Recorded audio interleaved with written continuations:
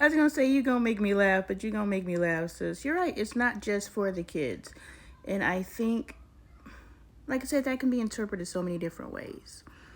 At that time, I stayed in this marriage for the kids, but I knew to stay for the kids because I knew what we had.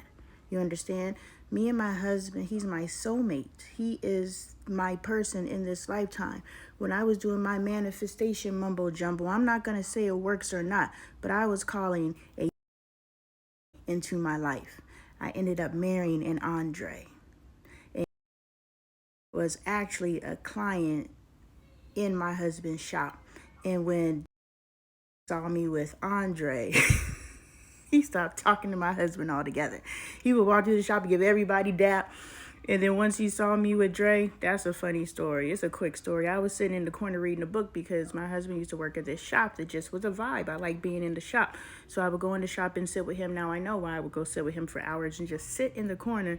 And I would always say, hook me up with one of your clients. Hook me up with one of your clients. And he would be like, I ain't hook you up with nobody. And so he never did. But there's this guy who I do have a history with. I made this history happen because I thought the fact that we've known each other since we were 14 and 15 because we went to the same church, it must mean something that's serendipitous. And so even though he never treated me any type of way that I liked, he spent money on me, and he didn't really spend he was the allure of, that's how they get you, the allure of they have money and they'll spend it on you, but they never really spend it on you. I happened to catch up with him during a broke time. Could you imagine if I caught up with him during the money? When he had money, I'd probably be with that old abusive ass nigga, yeah, because I heard he done pistol whip bitches. Like, it got real goalie over there. Anyway, so God had to save me from myself. Yes, thank you. Please, and thank you. But anyway, yes. Dre, I was sitting in the corner reading a book, and I look up from my book, but it's kind of I actually have a book, so I look up from my book, but it's like, it's not like this, it's like this, so he doesn't see me, but I see him standing in the doorway of the barbershop, looking in the back corner, like, waiting for me to see him, I'm gonna make myself, and I'm gonna stand here until you notice me noticing you, but I notice you noticing me, so I'm gonna keep my book and look down, and I whisper to Dre, because me and Dre are very, very honest and open. There was a time when we first got together, he was like, is that a friend or is that somebody you fucked? And I was like, I can't remember.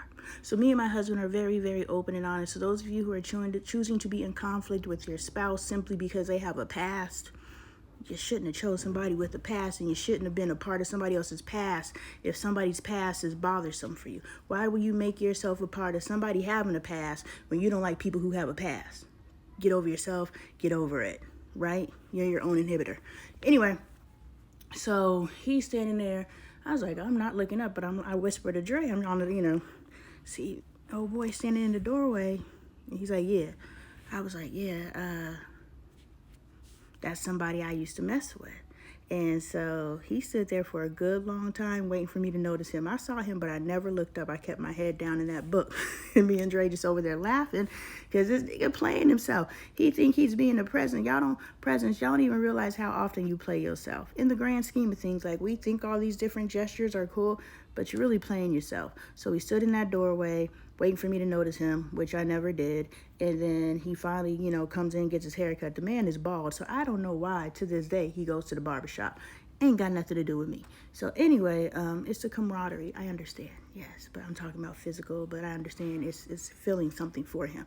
All y'all going to these social settings, instead of creating actual social settings, which is what I do, creating actual social settings for you to start having these bonding opportunities, y'all just create things to attach to for the socialization, and you never really get deep, because I'm coming into this space for healing, not I'm coming into this space and hopefully I'll get something from it, but at least I get to be around people. Two different things. Anyway, so from that day forward, that man never spoke to my husband again, but somehow became another client of his. He is currently my husband's client. My husband left that shop, but this man came and found my husband and is one of his clients, and so it's really weird to me. But not my life to lead, My husband is a grown-ass man. Dre said that. Y'all hate when men say that. I'm a grown-ass man. And I was like, well, If you have to exclaim that you're a grown-ass man at some point, you are not acting like a grown-ass man, in my opinion. I don't know.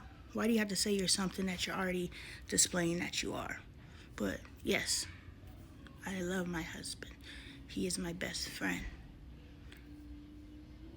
We don't even have what people would call a best friend foundation, i.e., we rarely talked. We fell out. We were probably not friends more times than we were friends.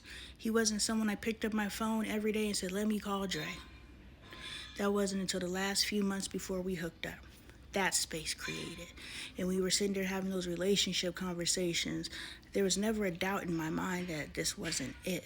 Every other relationship before him, I've gone into with the, what if it doesn't work out? I went into this relationship knowing this was my last relationship. I don't know how I knew, but I knew. I came here and I said, this is my space.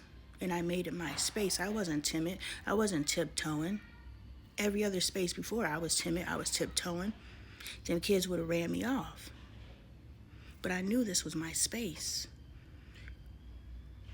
And the kids got ran off, and it was a bad situation. Nobody's going to say anything, but you're not going to kick me out of my space. Now, I get it, it's your space too, so we have to figure out how to be in this space together, which is the part we missed. But this is my space. I trump everybody.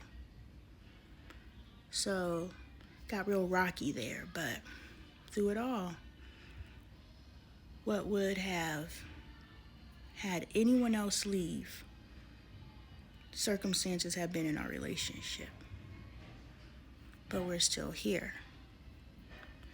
And this was the first time I had to cling to something to stay. Because I couldn't cling to love. I couldn't cling to like. I like this man. He's the first person intimately that I've ever liked. He's the first man I've ever liked. I can't let that go. Not that easy. Just because we can't communicate. God gave me the next move, and that's why we're still here. God said, separate.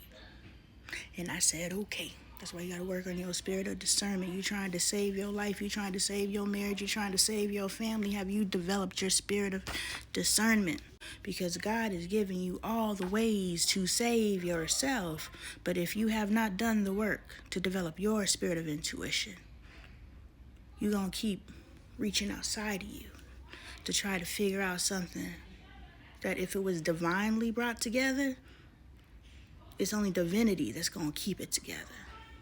This world can't tell you how to keep that which God brought together. God can only teach you and tell you what it takes to keep what they brought together.